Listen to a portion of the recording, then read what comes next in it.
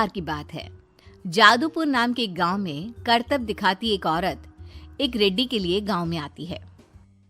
आइए आइए मेहरबान कदरदान, खाइए रोहड़ा के ताजे ताजे केले। कभी खाए नहीं होंगे ऐसे केले। पीले पीले केले खाइए। ये कहकर रोहड़ा हाथों में 4 केले लिए उन्हें सर्कल में जोर जोर से हवा में उछालती हुई करतब दिखाती है, जिसे देखकर आसपास के सारे बच्चे अपने अपने मम्मी पापा से उस औरत के पास जाने की जिद करने लग जाते हैं। पापा, ऐसा तो सर्कस में बॉल से होता है ना, ये आंटी तो केले से कर रही है। चलिए ना पापा, देखते हैं। रोहड़ा एक पतली सी तार पर चलती हुई केलों से करतब दिखाती है। आते जाते सभी लोग बाहर रुककर उसके करतब देखते हैं और वाह वाही करते नहीं थकते। जैसे ही एक आदमी पास आकर उसे पैसे देने लग जाता है, तब वो कहती है, अरे नहीं नहीं साहब, मैं करतब तो बच्चों के मन को बहलाने के लिए करती हूँ। धंधा तो मेरा केले का है।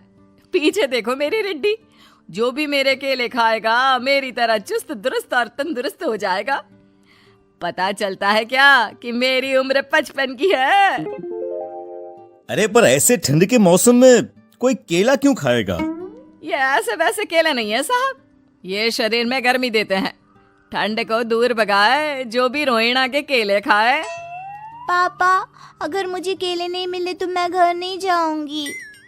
तभी उसके पापा कहते हैं कि बेटा, केले ठंड में कभी गर्मी नहीं देते। ये सब कहने की बातें हैं, सामान बेचने का तरीका है इनका। पर पिंकी नहीं मानती। मैं केले खाऊंगी। पिंकी की जिद के आगे नत्थू हार जाता है और उसे केले खरीद कर दे देता है। पिंकी खुश होकर केले घर ले आकर खाती है। अब मैं भी करतब करूंगी, कितना मजा आएगा। जादुई केले। पिंकी पहला केला खत्म भी नहीं करती कि वो बेहोश हो जाती है। दूसरे केले से एक काला धुआं आता है और रोहड़ा चुड़ैल बनकर बाहर निकल आती है। मेरे भूतिया केले बच्चे न खाए, ऐसा हो ही नहीं सकता। जादूपुर वालों, कब तक बचोगे? आ गई हूं मैं रोहड़ा, जिसका कोई नहीं कर सकता सामना। रोहड़ा पिंकी को गोद में उठाकर काले धुएं में कहीं गायब हो जाती है। शाम के वक्त नत्थू घर लौटता है और पिंकी को घर में ना पाकर उसकी माँ से कहता है, माँ पिंकी कहाँ है? अरे बेटा, उसे तो तू सुबह करतब दिखाने ले गया था ना, फिर कहाँ वापस आए तुम दोनों? मुझे लगा तू उसे अपने साथ मंडी ले गया होगा। हे भगवान, मेरी बच्ची कहाँ गई? मैं उसे घर ही तो छोड़कर गया था माँ। नत्थू गांव के घर कोने में अपनी बेटी को ढूंढता है, पर उसे वो कहीं नहीं मिलती। परेशान होकर आखिर रो रो कर नत्थू हिम्मत हार कर घर लौट आता है। अगली सुबह रोहड़ा फिर से करतब दिखाने आती है और इस बार पिंकी की तरह रोनी केले खरीद लेता है। 50 रुपए दिए थे पापा ने, सारे पैसों की मैंने केले खरीद लिए हैं। अब मैं भी आंटी की तरह ही करतबबाज बन जाऊंगा। यही सोचते हुए रोनी केले खाता है और पहला अकेला केला आधा खत्म भी नहीं करता कि चुड़ैल उसके सामने आ जाती है।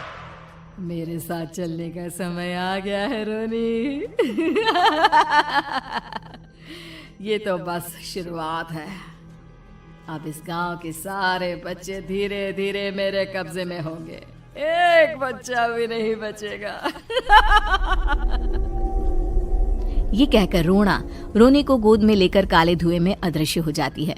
इसके बाद हर रोज गांव में से कोई ना कोई बच्चा गायब होता, पर ऐसा क्यों हो रहा है किसी को भी समझ में नहीं आ पा रहा था।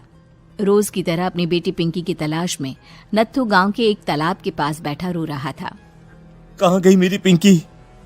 शकुंतला के जाने के बाद एक वही तो मेरा सहारा थी। अरे उसकी आत्मा कोस रही होगी मुझे कि मैं अपनी बच्ची को संभाल भी नहीं पाया। नत्थू ये कहता हुआ रो ही रहा था कि तभी तालाब में से उसे शकुंतला की आवाज सुनाई देती है। कहाँ थी तुम शकुंतला? हमारी बच्ची और सारे गायब हुए बच्चे रोहड़ा के कब्जे में हैं।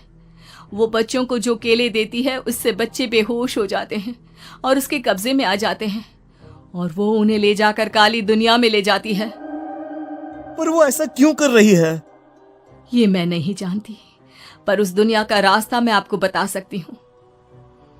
जहां ये नदी खत्म होती है वहां एक केले का पेड़ है, उसके नीचे एक दरवाजा है, वहीं से रास्ता जाता है उस दुनिया का। ये कहकर शकुंतला की आत्मा गायब हो जाती है।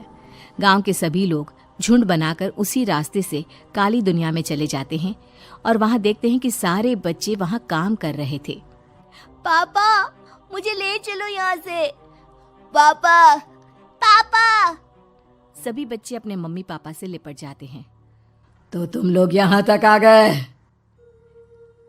क्यों हमारे बच्चों को पकड़ लिया तूने? तुझे शिकार ही बनाना है तो ले, हम सब आ गए हैं, हमें खा ले। नहीं, मुझे बच्चे चाहिए। मेरे बच्चे के बदले तुम लोगों के बच्चे। क्या मतलब? मैं इसी गांव में रहने वाली एक औरत थी।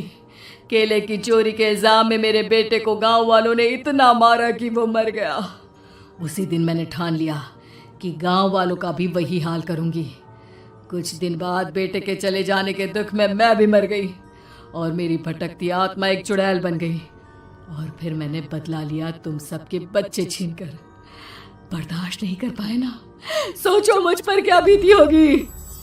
हमें माफ कर दो रोना, पता नहीं ये किसकी गलती थी पर हम सभी माफी मांगते हैं। हमारी खुशियां लौटा दो, तुम भी तो एक माँ हो। गांव वालों की बात सुनकर रोना का मन पिघल जाता है और वो बच्चों को छोड़ देती है। उसके बाद काली दुनिया बच्चों के लिए जादुई दुनिया बन जाती है।